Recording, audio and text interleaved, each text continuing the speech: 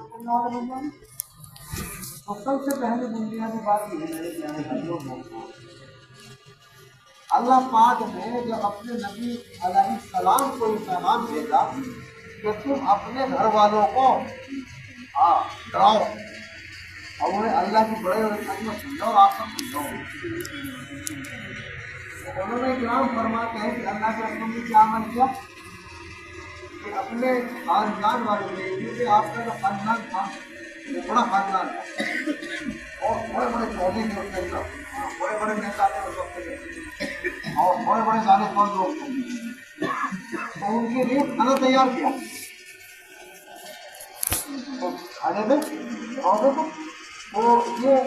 हदीस का मफहूम है जो इंसान अल्लाह और आखिरत पर यकीन रखता हो उसको चाहिए कि अपने मेहमान का इकराम करे। उनमें दावत करने की मेहनत है ना, इसमें जान और माल लगाई जाती है। तो अल्लाह के रसूल ने सबकी दावत फरमाया, अपने खानदान वालों को जमा फरमाया एक पहाड़ पर और ये पैगाम दिया मेरे खानदान के लोगों, अगर मैं आप लोगों से ये कहूँ पहाड़ सफा में जमा किया जिसका हाजी हजरात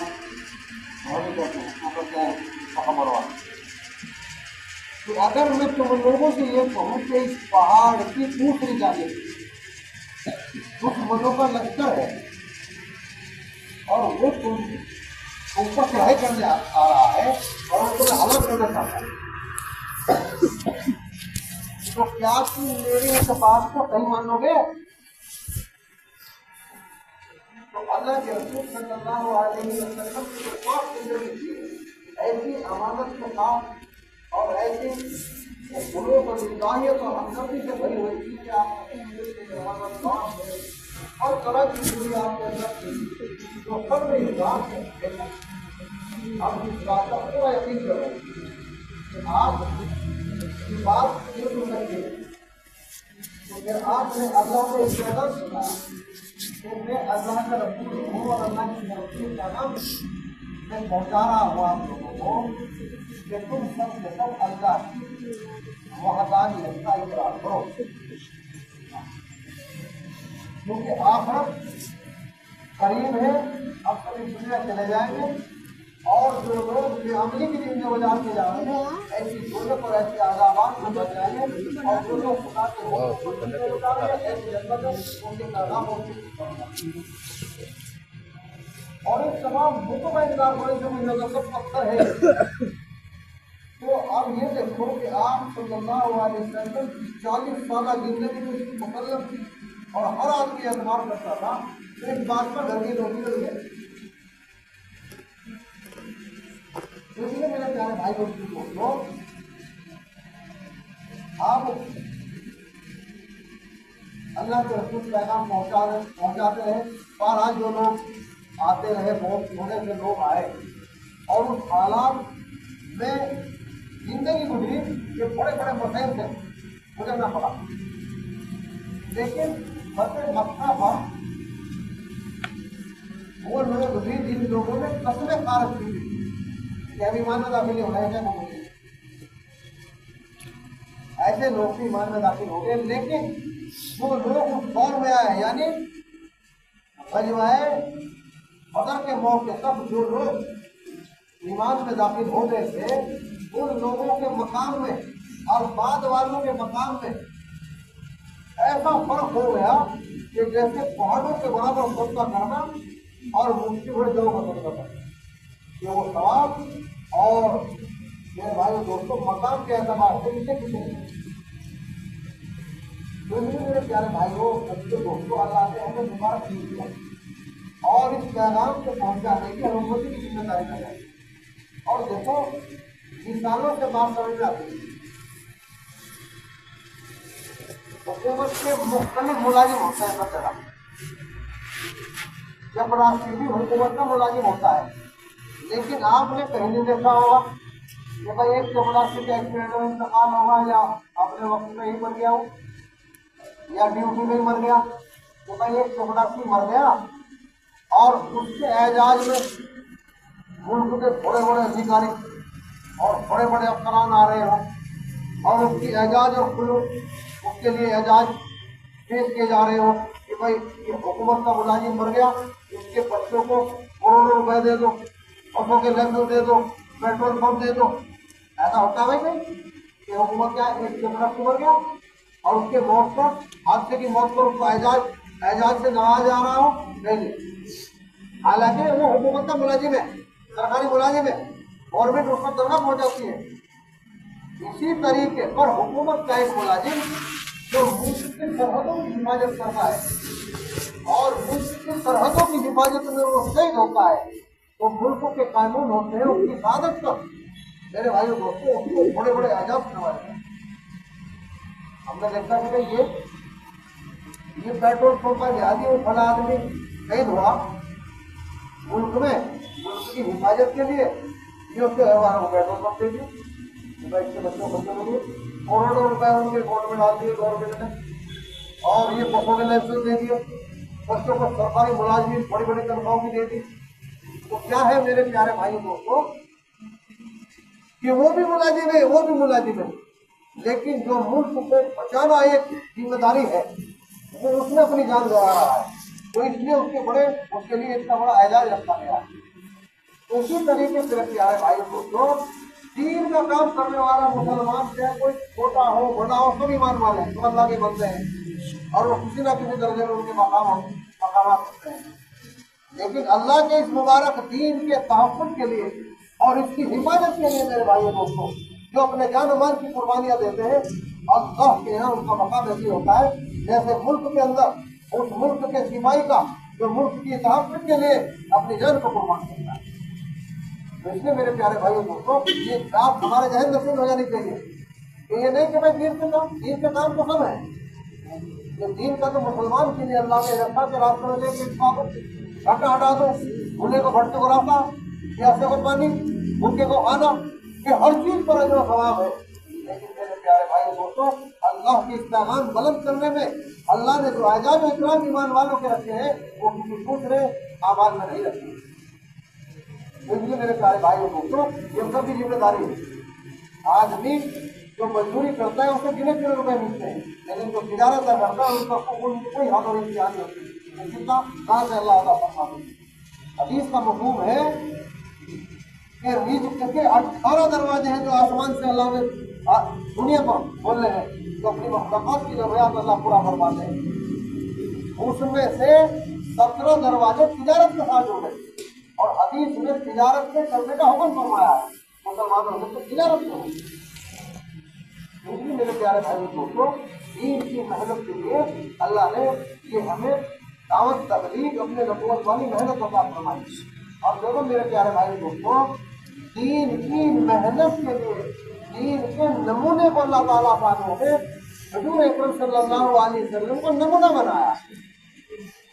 और फिर आप सल्लल्लाहु अलैहि वसल्लम ने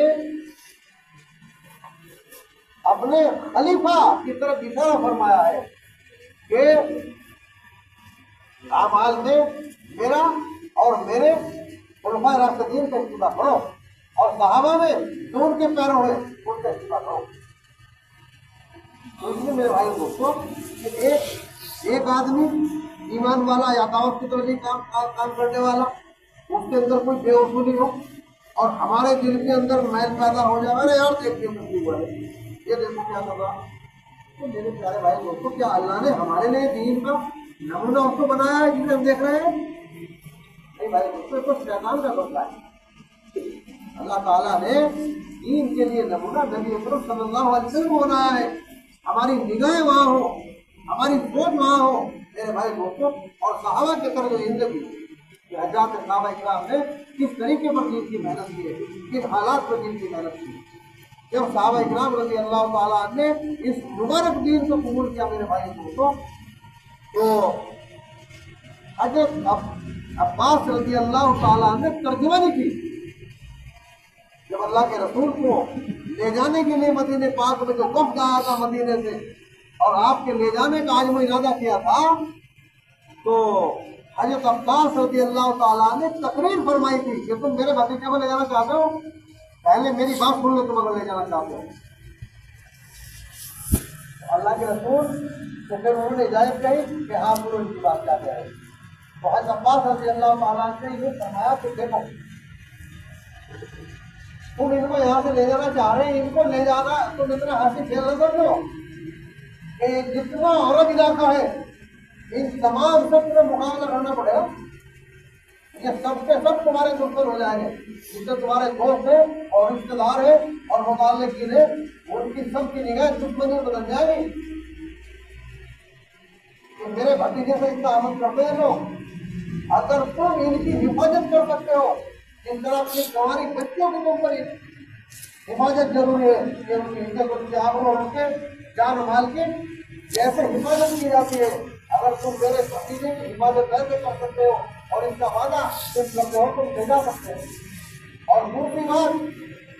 कि तुम्हें कत्ल किया जाएगा, तुम्हारे घर वालों को कत्ल किया जाएगा, तुम्हारी और की सेवा होगी, सबसे ऐसी होगी और तुम्हारे अम्माल खत्म होंगे, ऊपर फाके आएंगे। दुनिया के जितने मसाइल और हालात थे उन पर रोक के डालने के बाद अपने बयान को खत्म किया तो वो सहाबा अल्लाह के रसूल की तरफ मुतवज्जे हुए और उन्होंने या रसूलल्लाह क्या आपके कहने ये बात सही कह रहे कि क्या हमारे इस्लाम में दाखिल होने के बाद ऐसे हालात और मसाइल से लड़ना पड़ेगा, ये सारी चीजें कुर्बाना नहीं करेंगे कि हाँ मेरे कहना सही कह रहे ऐसे ही होगा। तो सहाबा ने लिखी या रसूलल्लाह इस पर हमें क्या मिलेगा? तो घर भी वीरान हो जाने, बीवी बेवा हो जाने, बच्चे यतीम हो जाएंगे, जान वाली कुर्बानियां और खांसी और तंगदस्तियां और हालात और बुराई, तो जब हम अपने आप को डाल देंगे तो इस पर हमें इनाम क्या मिलेगा? जैसे आदमी मुलाजमत कर रहा है ना कि भाई मुलाजमत में कितनी मेहनत करनी पड़ेगी, 12 घंटे में आजकल हमारे कंपनी वाले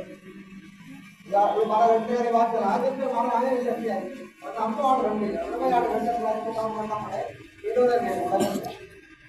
लेकिन वो अगर जगह किसी मिले के मेहनत करना हमारे बहुत सारे लोग मेहनत कर रहे हैं तो वो इनाम है, इनाम है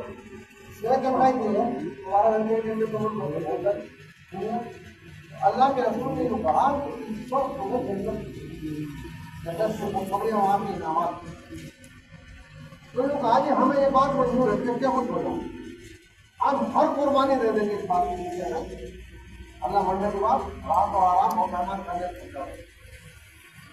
तो जब हालात सुधरे मदीने के अंदर अल्लाह के रसूल तकलीफ में है गालिबन पता एवर के पास तो एक तबका मुहाजिरीन का मैं तो बाहर से आए मुसलमान थे और एक तबका मदीने के अंदर का मुसलमान थे। फतूहात आती थी, मानो दौलत आता था तो अल्लाह के रसूल उसके तकसीम करने में मदीने वालों को कुछ कम देते थे और बाहर वालों को ज्यादा देते थे। तो कुछ आदमियों ने जहर शादी की मदीने वालों की, भाई एक बच्चा आ रहा हो जब आवाज लगती है तलवार उठाने की और जान कुर्बान करने की और मुकाबला करने की तो अंसार आके होते पहले करना कि कटेंगे बोल के अंसार और जब माल कटेगा तो नंबर किन का आवेगा, 3 का होगा बाहर वालों का नहीं ले जा रहे माल दौलत को तकलीफ तो इससे लोगों को जोड़ दिया मशवरा किया। अब ये माल दौलत का लालच क्या था ये कहीं ना कहीं छोटी जाती बात क्योंकि अल्लाह के रसूल ने से पता चाहिए कि मैं अपनी उम्मत के बारे में माल के कितने से पता मानता हूँ कि जैसे पहली कौम है माल के कितने में हलाक हो गई कि कहीं मेरी उम्मत कितने ना लगता है तो कहीं ना कहीं जाएगा शहर में बैठी हुई बात और उन्होंने इन्हें घड़ी बंदा और लागे रसूल में चलते अपना बता पा रहे हैं भाई हमने तो है हमारे में तो भी बच्चे है, हमारे में जरूरत है, हमारे में तो बातें हमने तो तमाम को लगा दिया। अल्लाह ताला कानून में बदलिए वही पैगाम अपने नबी को भेज दिया कि साहब आ रहे तुम्हारे पास अंसार और वो मुतालबा रखेंगे और आज वो कहे दुनिया जो का मिल जाए वो मैं देखो वो सब अल्लाह के रसूल जहाँ बैठे थे वहाँ पे खड़े हो गए और खुद का याद कर रहे हैं और आज तो तुम मांगोगे वही मिलेगा, जो तुम चाहोगे वही किया जाएगा, बताओ अपनी आज जो है आयतों में मालिक अल्लाह के रसूल को इतना खुश देखकर मेरे भाइयों दोस्तों उन्होंने अर्ज की या रसूल अल्लाह हम जरा अपना मशवरा करते हैं, हम जरा मशवरा करते हैं। उधर से लगे उसके कहने लगे भाई आज तो कुछ मंदिर हो नहीं नजर आ रहा, आज तो अल्लाह के रसूल इसमें तो खुश है कि काश चीज हम सोच के आए दुनिया, बस दुनिया मिली नहीं, अल्लाह के रसूल दुआ करते तो मिल जाती, हमें कोई ख्याल नहीं है, लेकिन चलेगी क्या है लोग तो खुश है और आज इतना खुश नजर आ रहा है। मान लो छोटे से लोग क्या है जैसा भाई मशवरा करके सब आगे अल्लाह के क्या रसूल अल्लाह बस आज तो हमें आप आखिरी दे दो और आखिरी की दुआ फरमा दो। अल्लाह के रसूल सल्लल्लाहु अलैहि वसल्लम ने फिर उन्हें ये बात दिलवाई जो जब तुम ईमान में दाखिल हुए थे और तुमने मेरे हाथ को बैठ की थी ईमान में दाखिल होने के इस्लाम की कबूल करने की, क्या तुमसे वादा लिया गया था? क्या दुनिया की खातिर तुम ईमान में दाखिल हुए थे, इस्लाम में दाखिल हुए थे? तुम्हें तो ये बात बताई गई थी कि दुनिया में तो हाथ हवा लाएंगे और तुम आगे चल के देखोगे कि नए लोगों को तुम पर तरक्की दी जाएगी और आखिर का वादा कर रहा था। क्या ये बात नहीं थी? तो अल्लाह के रसूल भी हुए और तमाम सहाबा जो है प्यार सल्लल्लाहु अलैहि वसल्लम हमने गलत सवाल किया, लेकिन ये फरमाया कि वो जब कुर्बानियां दी हजरत साहब रजी अल्लाह ताला ने तो जान माल की कुर्बानियां दे रखी थी अल्लाह की खुशबू भी देने मेरे भाई दोस्तों अल्लाह के दीन को गलत करने के लिए अल्लाह ताला कानून है भाई कुर्बानियां प्रकार के बंदों की मेरे भाई दोस्तों तो कुर्बानी और बुनियादा कि अल्लाह ताला कानून में इसको बोल दिया और फिर उसके बाद अल्लाह के अनुसार उन्हीं लोगों में मेरा जीना है और तुम्हें में मरना है और यही मेरी जिंदगी की जगह है, ये मेरी तस्वीर की जगह है, ये मदीना ही मेरा मंजिल होगा और ये अंसार मेरे लिए ऐसा है जैसा अंदर का कपड़ा होता है। अगर ये अंसार एक घाटी में दाखिल हो गए तो अल्लाह का रसूल भी उसी घाटी में दाखिल होगा। तो इस दुनिया के लालच में तो साहबा भी खूब हुए और मेरे भाई दोस्तों अल्लाह के रसूल भी खूब हुए और फिर अल्लाह के रसूल ने वो दुआएं की उनके लिए कि उनकी दुनिया और उनकी आखिरत और मेरे भाई दोस्तों उनकी औलाद और उनकी नस्लों के लिए तो प्यारे भाई दोस्तों तो तमाम सहाबा खुश हैं। तो इसलिए मेरे प्यारे भाई और दोस्तों ये हमारे दिलों और दिमाग में कह दो कि हमारी जिंदगी का मकसद क्या है, ये मकान ये दुकान ये कारोबार और ये मेरे भाई और दोस्तों ये हमारे शोरूम और जितने हमारी तरक्यात दुनिया में जाएंगे है इनका दर्जा सिर्फ जरूरियात में है। हमारे सामने मकसद होना चाहिए प्यारे भाई दोस्तों और उस मकसद को सामने रखकर मेरे भाई दोस्तों हमारी जिंदगी का अमल होना चाहिए। अब ये फैक्ट्री हजारों लोग इसमें मुलाजिम है तो ऐसा नहीं कि हजारों लोग मुलाजिम हैं तो उसमें यूं मस्ती मार रहे हैं उनके ऊपर निगरान है कि कौन आदमी कंपनी को नुकसान पहुंचा रहा और कौन फायदा पहुंचा रहा। जो लोग कंपनी को नफा पहुंचाने वाले हैं उनकी तनख्वाह में भी इजाफा होता है और जो लोग काम जो है उनको मेरे भाई दोस्तों उनकी शिकायतें मतलब उनकी आला लोगों तक पहुंचिए और उनको बाकायदा छुट्टी दी जाती है। तो ये निगरानी है और मेरे भाई दोस्तों सिर्फ ये कहना कि भाई हम तो मुसलमान हैं अगर कुछ करने की जरूरत नहीं है नहीं मेरे प्यारे भाई दोस्तों एक जिम्मेदारी है अपने काम की तो अल्लाह पाक ने जो हमें जरूरत वाली मेहनत की जिम्मेदारी दी है मेरे प्यारे भाई दोस्तों ये हम सबका मिशन हो, ये हम सबका काम हो, हम सबकी ड्यूटी है। क्योंकि मेरे प्यारे भाई दोस्तों अगर हमने इस जिम्मेदारी को ना संभाला हमने देश के काम को न किया तो वक्त करीब है वो पहले आवाज में तारीख में उलमा लिख चुके हैं। इस दावत तबलीग की मेहनत से बहुत सारी कारगुजारियां ऐसी हैं कि जमात देखने नहीं बनते तो जमात के पास कोई बच्चा को खरीद लेगा तो ये जो भाई यदि अब हमारे यहाँ पर होने वाला है हमारे दादा है तो पढ़ते और तस्वीर पढ़ने को उनकी जरूरत का एक मुसल्ला था ये लौटता था यानी जो चीज पर चलने के एतबार से तस्वीर तिलावत या वजू या मुसल्ले की जो जरूरत होती थी वो तबलीग वालों को जरूरत लाने वजह दे देते या कहीं वो आदमी दे देता है तो हमारे यहाँ जो इसकी जरूरत हो। तो मेरे भाई दोस्तों ये वाकया देखने न जाने की तो अगर मेरे भाइयों दोस्तों हमारे घर दीनदार ना बने, हमारे घरों में दिन की मेहनत ना हुई, तो वो वक्त दूर नहीं है,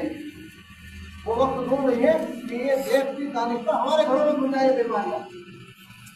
कि आज सोने की बीमारी, अल्लाह हम सब बीमारी फरमाए। अल्लाह के रसूल की हदीस का मफहूम है